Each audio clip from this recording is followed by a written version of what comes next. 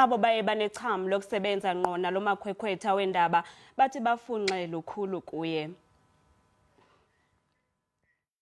Certainly, by far, the best dressed woman in the newsroom, all the time.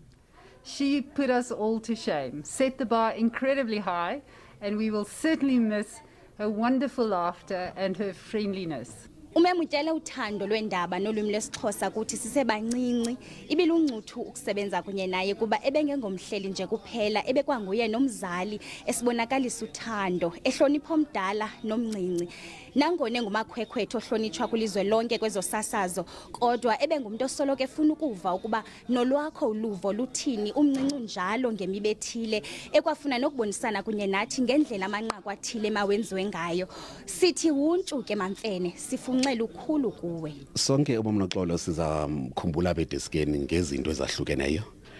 For me, what stands out is the fact that her leadership style, benela calm demeanor, even though sometimes his door is belayed, but bengasoza akushout. Athi yenzo hlobo nohlobo, she knew what she wanted to do and athi xolisile yenza into ethile brajo yenza into ethile story still, so that's been okwazi emoyini on time. Mem Ntombi ndiqale ukubukela ngo1992 ndina 7 years ndakuthanda because ubuthandwa ngomakhulu bethu uthandwa nangabazali bethu ndazibona nami ndingomnye wabantu abanokwenza lo msebenzi wakho nyani ke ndibe nalonyweba ndazojoyina nami SABC ndaba inxalenye yabantu abasebenzela le desika yesiXhosa.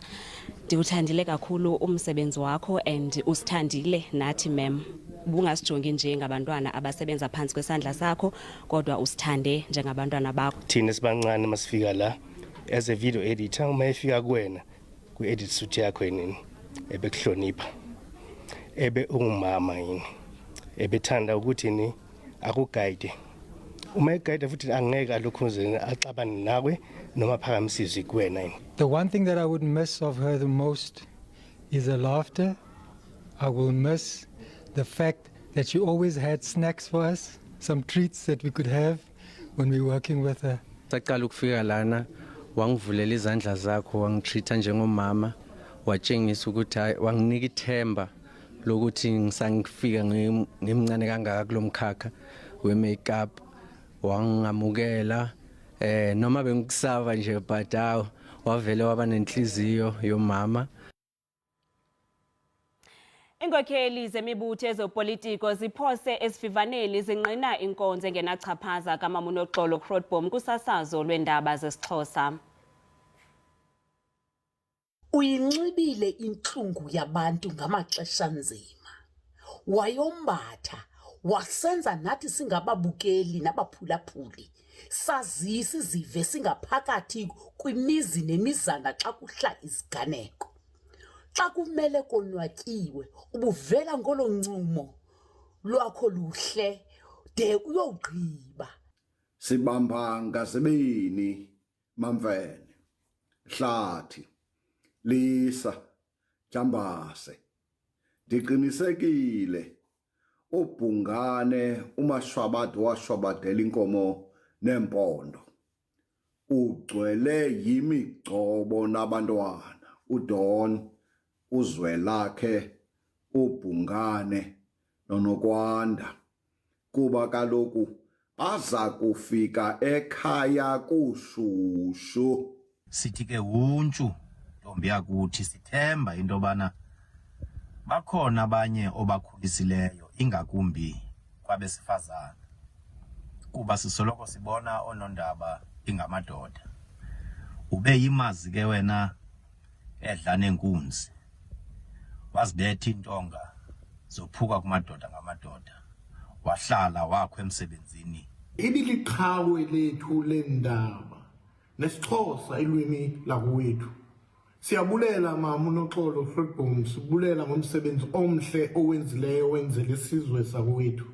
Hamba gqezana elihle elinenhliziyo enhle Esikhathini lapho ezokusakaza singaphansi kwengcindezi nomsebenzi wobuntatheli ungaphansi kwengcindezi ngazo zonke indlela, umama uGrootboom ungomunye wabantu esingasho ukuthi ukwazile ukuthi abe umuntu kulomkhakha esingayiqhenya ngaye. Awukho ugcobho futhi ukwazile ukwenza umsebenzi wakhe ngaphandle kokuthi abe neyinkandali. Noxolo ngomnye wabantu ebebesithanda isiXhosa ulwimi lakhe ezidlangalo. Ehlekisa ke nokuhlekisa kwezinye indawo.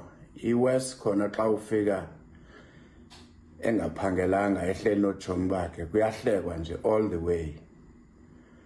Sithi ke sisinoxolo udle kakuhle umhlala phansi wakho.